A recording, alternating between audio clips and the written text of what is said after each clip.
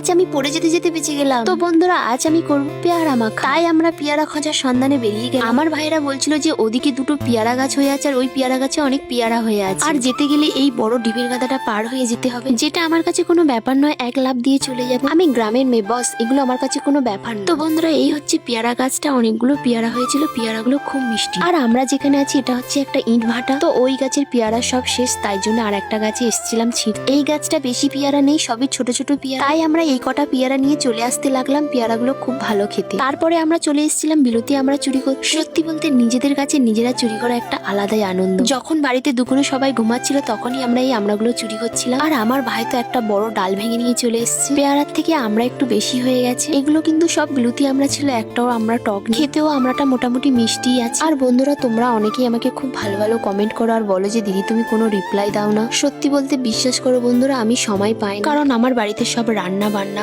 কাজ বাজ, ভিডিও করা, ভিডিও এডিটিং করা, ভিডিও পোস্ট করা, সমস্ত কিছু আমি একাই করি, যার জন্য আমার সময় হয়ে ওঠে না। আর আমি যেটুকুনি সময় পাই তোমাদের কমেন্ট আমার চোখের সামনে এলে তোমাদের কমেন্টে আমি সবসময় লাইক দিয়ে দিই। তো যাই হোক বন্ধুরা দেখা হচ্ছে নেক্সট ভিডিওতে। আজকের মতন টাটা।